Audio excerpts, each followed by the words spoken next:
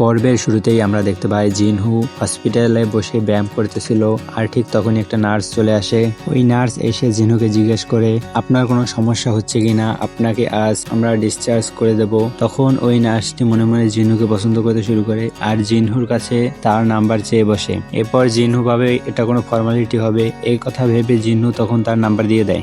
এরপর scene shift হয় এবং আমরা দেখতে পারি 7 জন এস র্যাঙ্কের হান্টারের ভিতরে একজন হান্টারের একটি টিভি শোতে তার ইন্টারভিউ নেওয়া হচ্ছে এবং তাকে তার ডেইলি লাইফ সম্পর্কে জিজ্ঞেস করে। তখন ওই এস র্যাঙ্কের হান্টার বলে আমি সারাদিন প্রচুর ট্রেনিং করি যাতে এই পৃথিবীতে বড় কোনো মনস্টারের আক্রমণ হলে আমি এই পৃথিবীকে রক্ষা করতে পারি। এরপর আমরা দেখতে পারি জিনহাও এই খবরটি দেখছিল।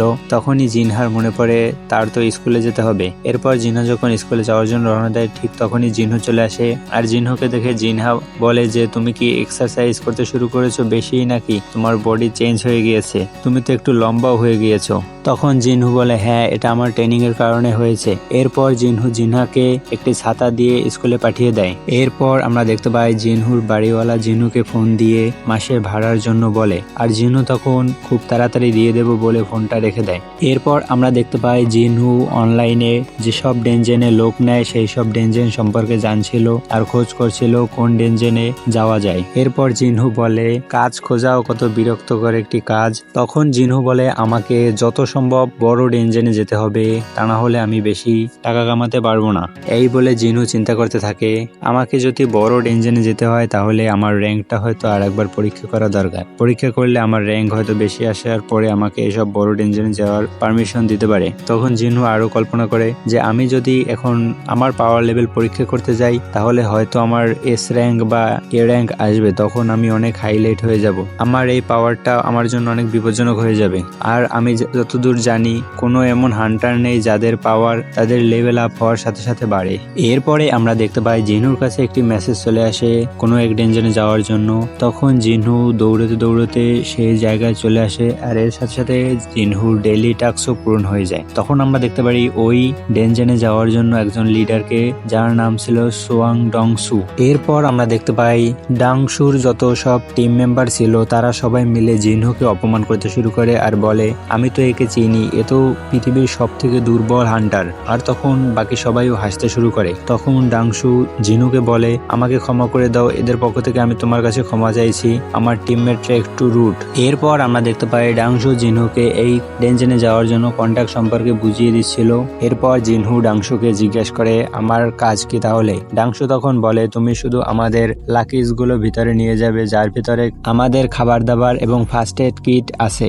এরপর জিনহু ভালো মতো খেয়াল করে যে এই গ্রুপে কোনো রকমের হিলার নাই। তখন জিনহু ডাংশুকে জিজ্ঞেস করে আমাদের গ্রুপে কোনো রকমের হিলার নেই কেন। তখন ডাংশু বলে আমাদের মতো প্রাইভেট এজেন্টদের হিলার রিক্রুট করা অনেক বেশি খরচার হয়ে যায়, সেই জন্য আমরা করি না, কারণ আমরা সবসময় ফাইট হিলার ছাড়াই করি। জিনহু মনে মনে বলে এটা তো অনেক বড় একটি সমস্যার কথা। এরপর জিনহু কন্টাকে সই করে দেয় আর দেখতে পারে জিনহুর মতো ওখানে আরো একটি ছেলে আসে যার নাম থাকে ইয়ো জিনহু।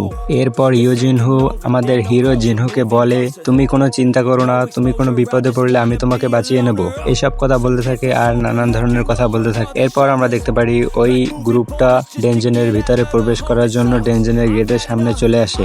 এরপর আমরা দেখতে পারি ওই ডেনজেনের গেটটি অনেক বড় হওয়ার কারণে জিনহুর সাথে থাকা ছেলেটি বলে এই গেটটি তো অনেক বড় দেখছি, আমাদের কি ভিতরে যাওয়া ঠিক হবে। তখন জিনহু বলে গেট বড় ছোট এটা কোনো বিষয় নয়, বিষয় হচ্ছে ভিতরের মনস্টার কি ধরনের মনস্টার।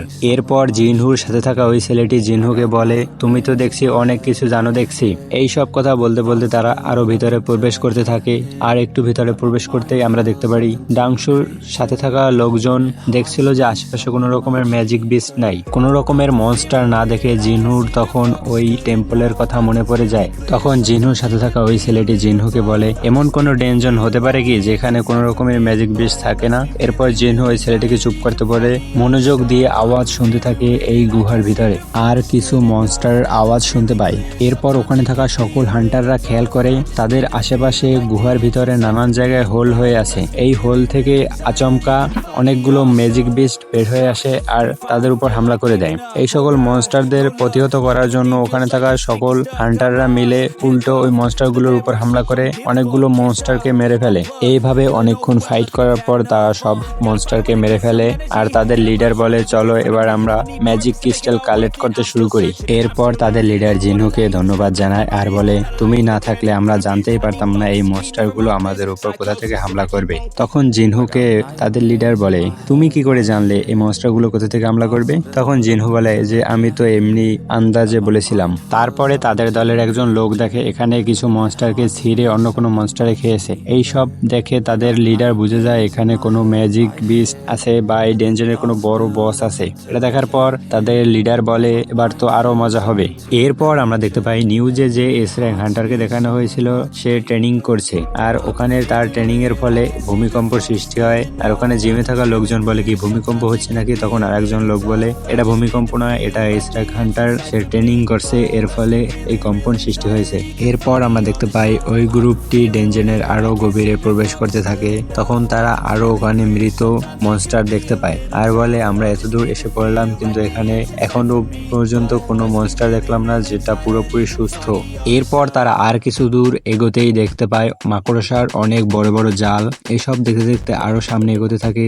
আর একটু আগোতেই তখন দেখে একটি মানা ক্রিস্টালে ভরা একটি বিশাল বড় গুহা। তখন ডাংশু বলে এত সব মানা ক্রিস্টাল বিক্রি করে আমি আমার নিজের একটি শক্তিশালী টিম বানাবো, আমি আমার ছোট ভাইয়ের কথায় আর চলবো না। এরপর আমরা দেখতে পারি জিনহুর সাথে থাকা ছেলেটি জিনহুর কন্ট্যাক্ট পেপার দেখতে চায় আর জিনহুকে বলে তোমার কন্ট্যাক্ট পেপারটা আমাকে দেখাও, আমি একটু একটু ওকালতি জানি। এরপর কন্ট্যাক্ট পেপার দেখার পর ওই ছেলেটি তাদের লিডার ডাংশুকে বলে জিনহুর কন্ট্যাক্ট পেপার অনুযায়ী সে কোনো রকমের ফাইডে অংশগ্রহণ না করলে এখানে লুটের কোনো ভাগ পাবে না। যেহেতু মানা ক্রিস্টাল এখানে লুট নয় সেহেতু 7 ভাগ নয় এটি 8 ভাগ হবে। একথা শুনে তাদের লিডার বলে হ্যাঁ তুমি একদম ঠিক বলছো, এটা 8 ভাগই হবে। তাদের লিডার আরো বলে এই ম্যাজিক বিচটা জাগার আগে আমরা এখান থেকে সব ধরনের মানা ক্রিস্টাল নিয়ে এখান থেকে আগে বের করতে হবে, তারপর এই ম্যাজিক বিচ মারতে হবে।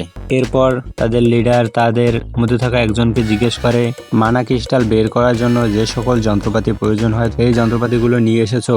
তখন ওই ব্যক্তি বলে না আমি তো ভুলে সেগুলো গাড়িতেই রেখে এসেছি। তখন ওখানে তাদের দুজনকে রেখে তারা সবাই ওই যন্ত্রপাতিগুলো নিয়ে আসতে যায়। জিনহু তখন বুঝতে পারে তাদের ভিতরে সমস্যা আছে। এরপর আমরা দেখতে পারি জিনহু আর জিনহুর সাথে থাকা ছেলেটিকে ওই গুহার ভিতরে রেখে তারা গুহার দরজা বাইরে থেকে বন্ধ করে দেয়। তখন জিনহুর সাথে থাকা ছেলেটি বলে ওরা আমাদেরকে ধোক্কা দিল।